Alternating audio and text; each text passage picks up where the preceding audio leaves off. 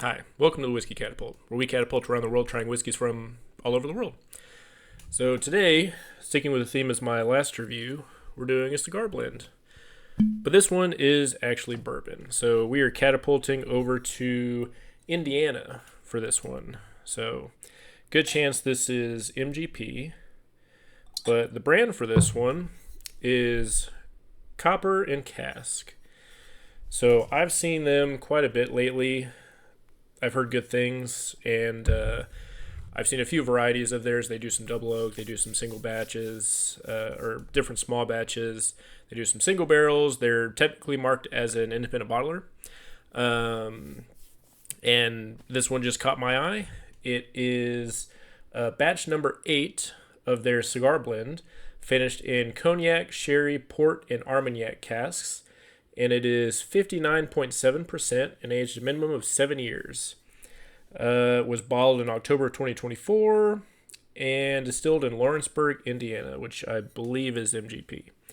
So I've had a pretty good amount of it before, but you can tell it's a very nice dark color to it. So, oh, wow. It's really sweet. I hadn't picked that up before. But it still has like some dark, almost dusty cellar vibes, which I don't normally get for a 7-year-old. But it could have been from the different casks that they used. That smells really nice. It's strong. There's some dark fruit in there. Get a little bit of the rye. That rye spice. That's a nice nose.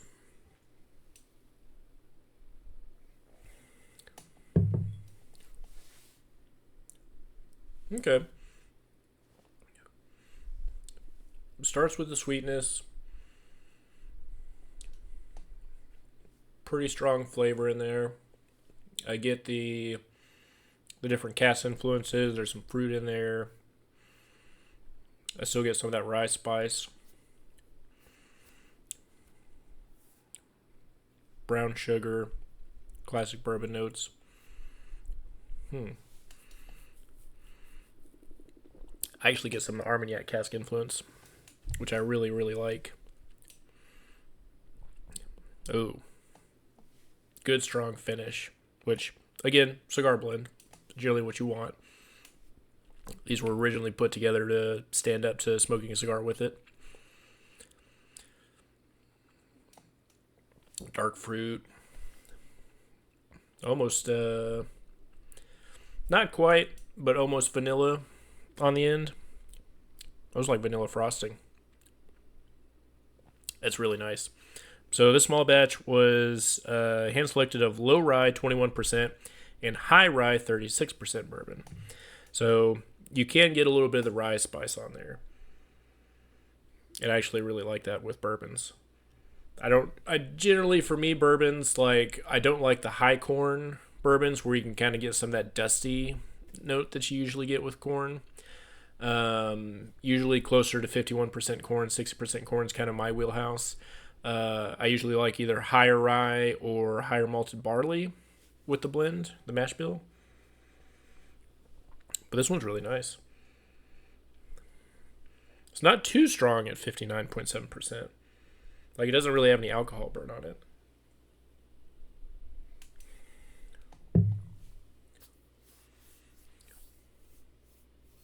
Still has that nice dark fruit note in there.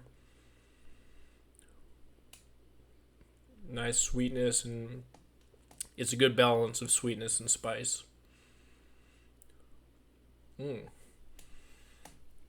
Mid to back palate. It's not alcohol burn, it's just really intense. Just like camping.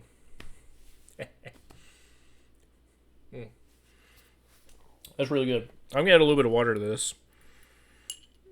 See how it does. I mean, 59.7% is no joke. So, add a little bit of water. So, again on this one, just like my last one, if you watched that video for the Virginia Distillery cigar blend. I'm using the same style of glass, the kind of low base, high lip, tulip shaped glass. This is usually when I drink my cast strength bourbon, cast strength American single malts in. I don't know. I'm usually just able to pick up notes a little bit better from this one than a Glencairn. But most of the time, if I'm doing a large tasting with friends or something like that, Glencairn does the job perfectly fine. But this is just personal preference for me. I got these from Virginia Distillery Company. They're not paying me to say that. I'm just saying where I got it from.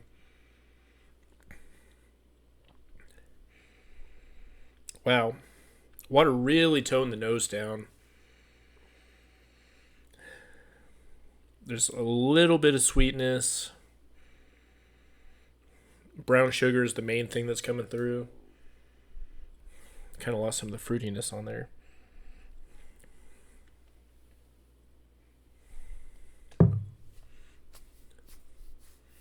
Okay.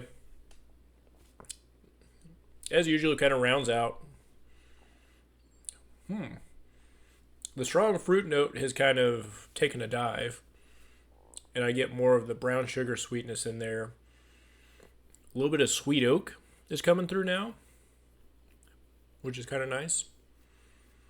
I still have that rye spice just kind of pushing over the edge there a little bit every now and then. It's not dominating, but it is letting its presence known. It's a little bit more of a bourbon side than what I get from a cigar blend. But there is still some of that Armagnac in there, so I think I'd do this one without water. You lose a little too much of what I think makes it the cigar blend with the water. Just a bit. But the finish is still strong. Still goes through. Still has a little bit of that. A little bit of vanilla. Still a little bit of fruit. But it's sweet. It's nice. But I got this one in my area not quite a year ago at the time of this recording. And I got it for $65. So I think it's a really good deal for that. I'm really happy with that price. But I like it enough to where I doubt I'd be able to buy this one again. This was, what did I say, batch number 8? Yeah, batch number 8. I'm sure they're well past that one at this point. But I like their profile as an independent bottler for their blend. So if I saw another one, I would definitely be interested in picking it up. And I think there was a recent release when I saw. I missed the opportunity to get it. As you guys know with the bourbon scene, I'm sure you got to be willing to get there when they open or wait in line a little bit or get lucky and have a good relationship to get a phone call for stuff. But they had a 21-year version of this, a cigar blend that I would have been interested to try. Generally, older bourbons have more of that oak influence on there. I generally lean more towards that direction for bourbons. But yeah, missed the chance on it. I have no idea what it costs. And there's a good chance I would have seen the price of it and walked away, because that probably would have been pretty expensive. But this one's good. This one's right in that wheelhouse. $65-$70. You can't go wrong with it. I'd recommend. Worth keeping your eye out for. And there's a lot of distilleries that are doing cigar blends or independent bottlers like this one that are doing their own blends. So I recommend this one. You may not be able to get this exact one, but keep your eye on Copper and Cask for their cigar blends. It's pretty good. I'm digging it. I mean, it's from MGP, so if you see other distilleries that are doing cigar blends from MGP, chances are it's probably not going to be too far off from this one. But yeah, I'm liking it. So for the price, it's pretty good. I recommend it. I kind of, like I said, I really like the it's hitting a lot of the check boxes for me. I like Armagnac and Cognac cask finish, especially for bourbons. I think it does a really good job there. I like sherry and port finished scotches. So this, from a flavor perspective, this is checking all the boxes for me. So, and $65 is tough to beat. So, yeah, I recommend it. Worth keeping your eye out for. So I'm sure there will be other blends as they continue onward. So if you enjoyed this review, hit the like button and subscribe to see where we catapult off to next. Cheers.